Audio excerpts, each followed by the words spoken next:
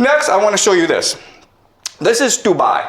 And Dubai is considered one of the wealthiest, safest cities in the world. There are thousands, tens of thousands of Westerners who move to Dubai because it's clean, you don't pay any taxes, you make a lot of money, and there are great restaurants. And this is really the economic model of Dubai. It's one of the GCC countries, okay? The Gulf coastal countries. And for the longest time, Dubai had a really good deal because they were under the protection of the American military. So they didn't have to pay for defense. And then they were in the Middle East, which is the oil producing center of the world. And so they focus on aviation, they focus on logistics, they focus on finance, on tourism. They became extremely wealthy, right? I'm not sure if you've taken Emirates, one of the best airlines in the world. So their airport, Dubai Airport, is the busiest in the world.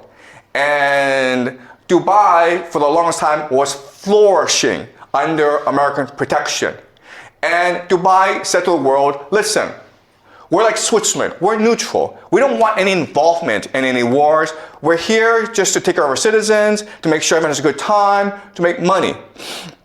And then right after the war started, the Iranians attacked the GCC, okay?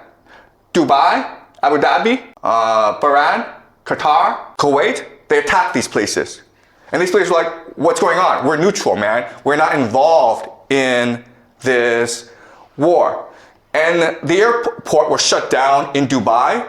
At one point, the rich people in Dubai were willing to pay about $250,000 US just to get on a plane and get out of there. Okay? So, the reality is this.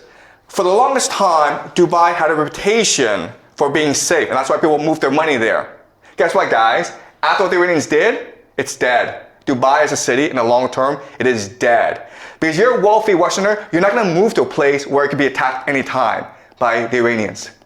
You might move to Singapore, you might move to Hong Kong, Japan, South America, but you're not moving to Dubai, okay? So the big question for us is, why did the Iranians do this? It's really the Americans who attacked you, why go after the GCC? All right? And not only that, but they're escalating the attacks against the GCC. So this is something that we will look at very closely today. Well, the short answer is because these places, even though they pretend to be neutral, they house the American military. They allow the Israelis and the Americans to use their airspace to attack Iran from. All right? So this is Bahrain.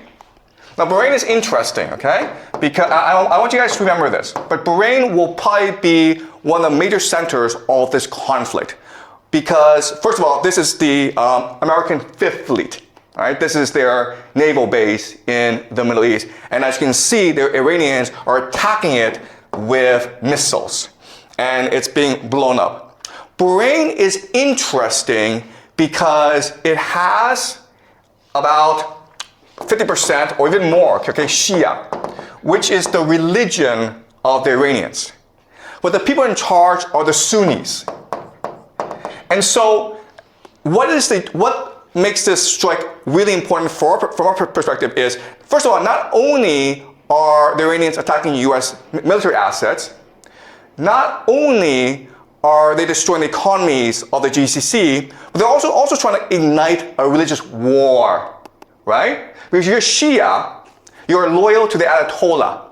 And if he's dead, then you must, as a religious obligation, now commit jihad against your enemies. And it's no different in other religions where, listen, if you want to kill the Pope, the Catholics would be really angry at you and they would want to kill you, right? So now you have the Shia who will probably eventually arise, creating a revolution in Bahrain, okay? So I think Bahrain will be the first to fall. Dubai will probably go bankrupt, okay? But in the long term, we can expect the entire GCC area, including Saudi Arabia, to eventually collapse, okay? And so this is something we'll use game theory to understand.